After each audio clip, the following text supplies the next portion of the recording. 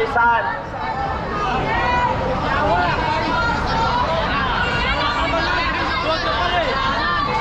Mga kapatid sa kapulisan, kamusta naman kayo dyan? Okay pa ba kayo?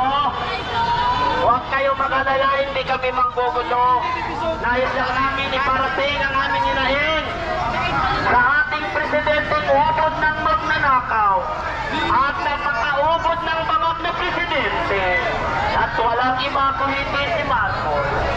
Tandaan ninyo mga kasamahan sa pulisan, sa lahat na nangyayaring nakawan ngayon, pati ang mga pamilya ninyo ay apektado rin. Kaya dapat ay mag-isip-isip na rin.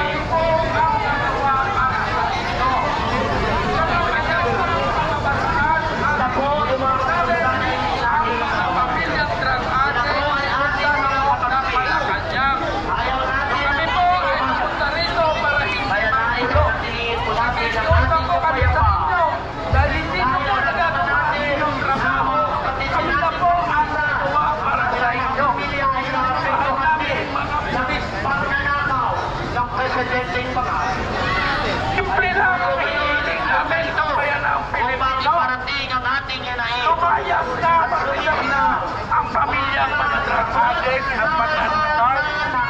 Lamang po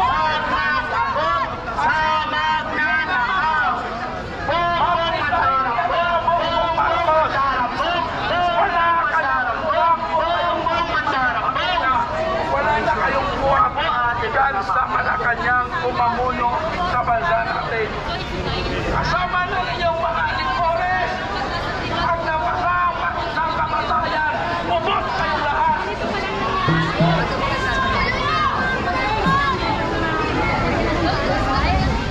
Hardwire na. Yung mga winelding nila kasama.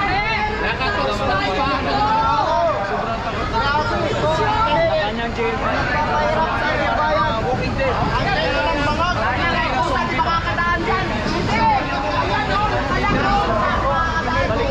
Wala namang magrarally kung walang anomalya.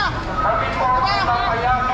Kahit saan wala maghihirap na mag-rally sa lansangan kung may walang anomalya. Okay, wala. Oh, ayan o. Kaya nga, saludo ko sa mga kapulisan. Doon, di.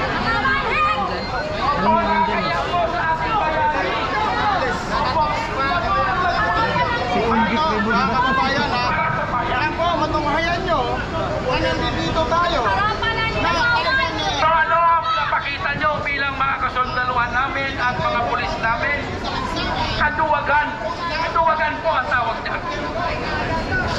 Kami po ang gagawa, aarestuin po namin ng mapayapa ang mga drug addict, pamilyang drug addict at magnanakaw sa loob. maayos na mga kailangan. Yan lamang po. Walang gulo. Hindi naman namin kailangan. Hindi naman namin kailangan.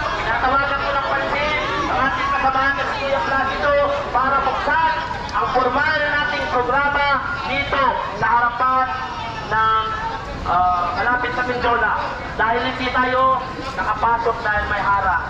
Dahil takot silang sugurin ang tunay na magnanakaw sa kabalubayan. Kaya Kuya Placido, nasa na Sa mga protestante. programa ngayon. Grabe ba eh, mas matibay pa sa flood control. Ipakita niyo sa buong mundo. Mundo. Tituloy niyo. Ito lang. Ginastusan pa na. Ba't ayan, hindi ka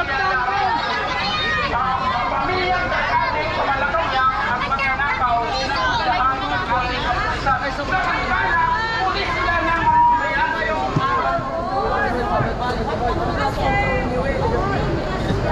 Magandang hapon mga kababayan! Nandito na ba ang mga maisog? Ano ang sigaw ng taong bayan?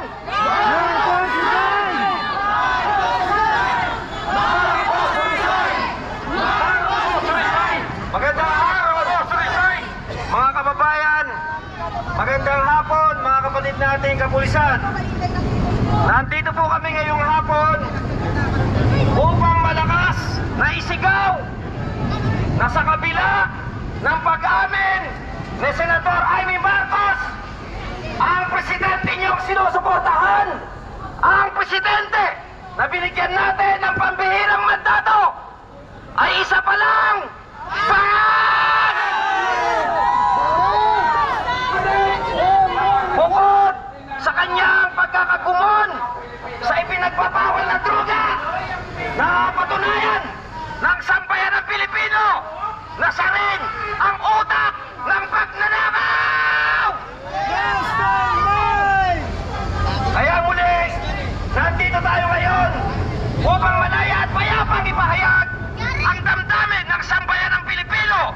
na hindi na tayo papayag at hindi na tayo makakatagal sa uri ng gobyerno na tampulan ng pagnanakaw. Kaya muli, ano ang sigaw ng taong bayan?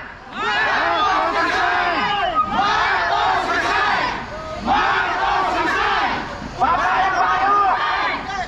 Papayag ba kayo na magpatuloy na tayo ay pinamumunuan ng isang presidenteng ating pinagkatiwalaan? Na isang adik at isang ulirang magnanakaw? Ano muli ang sigaw ng sambayan ng Pilipino?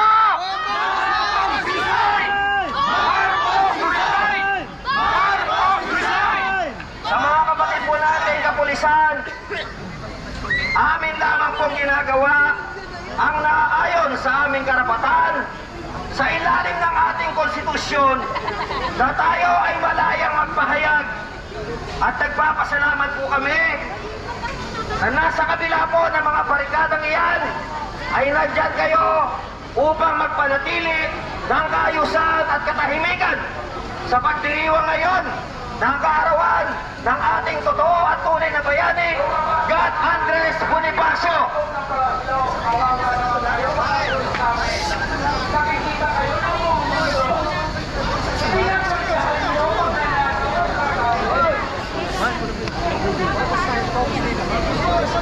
Sa mga kapatid natin kapulisan, umasa po kayo na nandito kami bilang Pilipino at kapwa ninyo Pilipino na sinasabing malinaw sa ilalim ng ating konstitusyon na inyong ipaglalaban at inyong poprotektahan. Kaya hindi katulad ng ibang mga grupo, umasa po kayo na bilang mga totoong Pilipino na gumagalang at nagmamahal sa ating konstitusyon, kami ngayon ay nandito upang manawagan. At gayon na rin, baka sakaling haplusin ang inyong puso ng sigaw na taong bayan na hirap na, galit na dito sa ating magnanakaw na presidente. Naniniwala kami na ginagampanan nyo lamang ang inyong mga trabaho at tungkulin. At gayon din kami bilang mamamayang Pilipino ay ginagampanan din po namin ang pagsunod sa konstitusyon at ganun na din ang pagpoprotekta sa karapatan ng mga Pilipino dahil ang aming buwis na ating pinagpapagulang pare-pareho ay ninanakaw ng mga demonyong nandyan sa Malacanang! Kaya pakinggan ninyo, galit na galit ang sigaw ng sambayan ng Pilipino! Marcos Rizal! Ano ang sigaw ng taong bayan? Marcos Rizal! Marcos Rizal! Marcos Rizal! Marcos Rizal! At kayo naman ay nais po nating tawagan ng pansin upang makapagbigay ng kanilang salubin ang iba't ibang mga sektor na nandirito ngayon sa pangunguna ng mga sektor ng manggagawang Pilipino. Ganun na rin sa mga sektor ng senior citizen, kabataan, urban poor sector at iba't iba pang mga kasama natin na payapang nagnanais na ipahatid ang nagkakaisang damdamin na galit ng taong bayan na hindi na tayo papayag na tayo ay pamunuan pa ng adik at magnanakaw na presidente. Nandito rin po ang mga kapatid nating Muslim nakikiisa, sumusuporta sa mapayapang pagtitipong ito. Kaya't ngayon pa lamang mga kapatid na kapulisan, nagpapasalamat kami sa ibinigay po ninyong oras na kami ay bantayan at nawa ay huwag pasukan ng kaguluhan at huwag tayong mahaluan